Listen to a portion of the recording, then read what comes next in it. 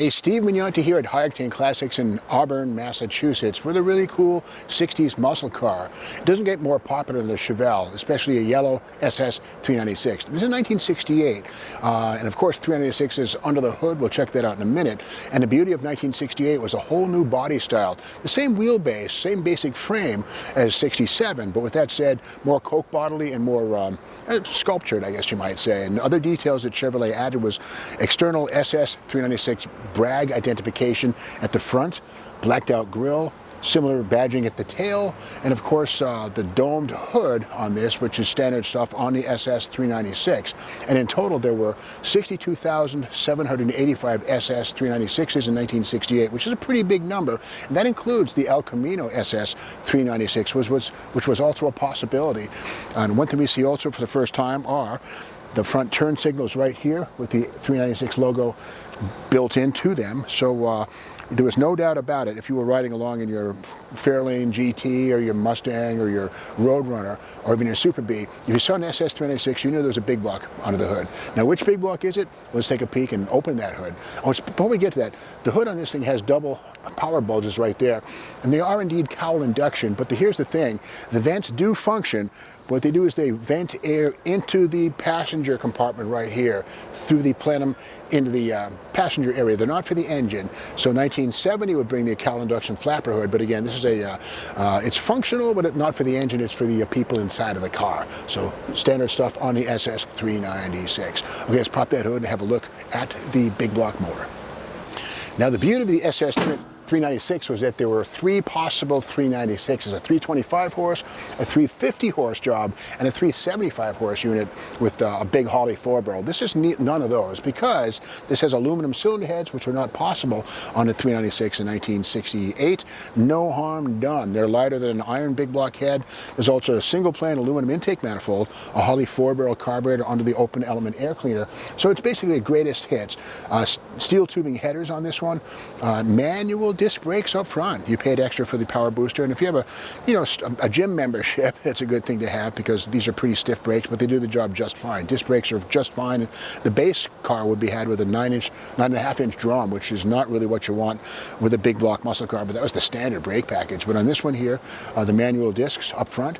It does have power steering, which is fine with me.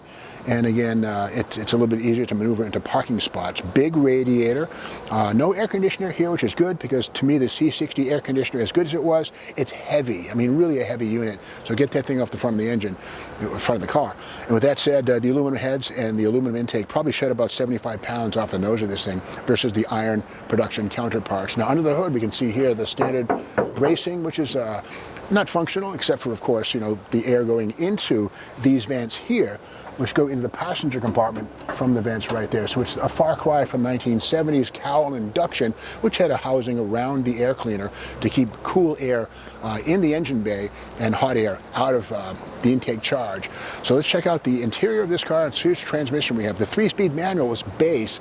Let's find out which one we have in this one here. In between the optional bucket seats on this car, we see a Hurst T-handle. And keep in mind, the bench seat was standard on the Super Sport. Crazy but true, you paid extra for the Astro buckets, which we see here.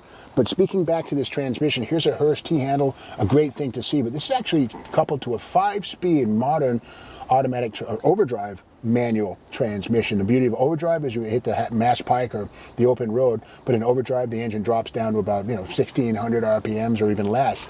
And you also get a nice deep first gear for hard launches, so you get the best of both worlds, acceleration and cruising efficiency with the modern 5-speed. Probably a Tremec TKO 600, I was going to bet. And gotta love the clutch pedal. Any Chevelle with a clutch pedal is a winner in my book. We have a factory AM radio here, AM FM, with a slider. Again, no air conditioner on this car, so it's very simple, and that's a good thing. And again, just nice interior, revived, restored, looking good, headliner suite. And inside, Chevrolet made sure that you knew you were in an SS 396 by looking at the doors. There's badges on each door, and of course on the instrument panel right here, SS 396. So you know inside and out, you're in a very special Chevelle. Now, 1968 was a big year for the muscle car movement. The Plymouth Roadrunner came out. The Dodge Charger had a whole new restyle, which is a very attractive thing. So Chevelle designers and product planners wanted to make sure, again, from front to back, inside and out, the SS 396 was very much identifiable on the open road. Also, the SS396 came with a blacked out rear panel right here, which gives it a very sinister, lower to the ground look. And of course, dual exhaust standard on the SS396. Here are the bell mouth chrome tips right there, which are factory equipment on these things. One thing we see on this one here, which is kind of interesting, the D96 accent paint, which basically extends on the lower blackout, which is standard SS396, with some thin paint stripes right here. They're pinstripes which go all the way the length of the car down the rockers. And again, the D96 cost only $29.50, and was probably a pain in the back for the guys who had to apply this at the factory. But again, D96 not seen on all SS396, although the lower belt blackout, that is definitely standard fare on SS396.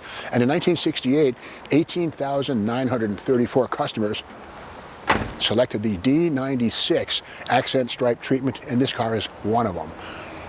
The wheels on this thing are kind of special too. In later years, 1970 and 71, the Chevelle SS would have 15-inch wheels. At this point in time, 14-inch tires were still standard fare, but this one has the ZJ7 rally wheels, which were $31.60 for the 5-spoke wheels with the trim rings.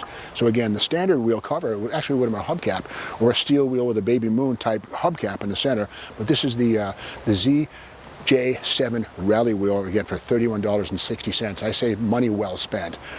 So that's the story of this SS396 Chevelle, a real deal car with a 138 prefix in the VIN. 1969, the 138 designation would be sacrificed, became a 136, but in 68 was the final year you could verify that the car is really a 138 SS396 and nothing less, nothing more, but a great looking car. It's always fun to look at these cars and talk about them, but there's nothing better than taking them for a drive.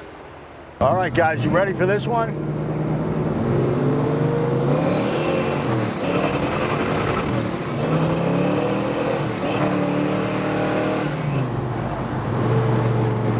All right, so we're driving one of my favorite cars, 1968 Chevelle, real SS. This thing's an absolute monster. It's got, I got to check the rear end gears. I'm feeling like a 456 rear, even though it's got a 5-speed. She is not the most highway friendly car in the world with the low gear ratio, but this car is nothing short of a freaking animal. As you saw, we just pulled out and we're still spinning the tires out of 4th gear. It's absolutely insane. 468 cubic inches of just raw big block, normally aspirated power in this thing. You can hear the cam. This thing's got quite a chop to it. Really nice street fighter. Not even with the 5-speed, not the greatest on the highway, but this is a car that you can just have a ball with around town and pretty much blow anybody off next to you. This thing is a very spirited car to drive. It very well behaved if you want to drive it normal. But she is definitely very rowdy. Very well sorted car too. If you can, you know, get a sense from the drive, it's not a rattle trap. It was a well put together car done by a restoration shop. This is not a backyard build, but it was built purposely for just around town fun. Now, that being said, we could always change the gearing to make it a little more highway friendly, but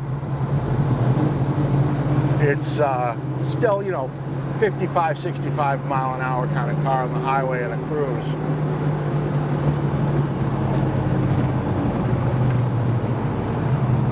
Of course, we got a school bus. All right, we're gonna do a little 2nd gear roll here and just see how she pulls.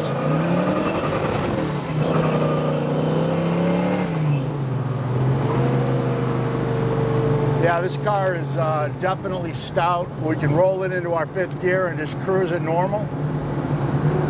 She does have a little bit of wheel hop with some traction bars, might help on that a little bit, but not the best of tire choice for a car with this kind of power. I definitely go to drag radials with this if you're really gonna put it through its paces, but look, as an everyday cruiser, this is just a ton of fun. The car is extremely smooth.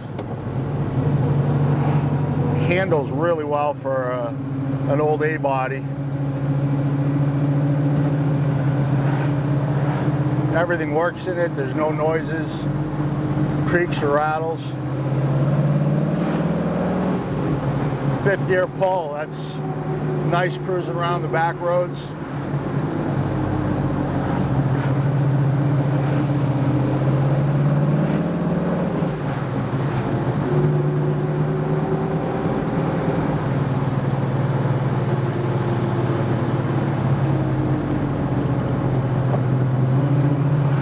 Braking is on point.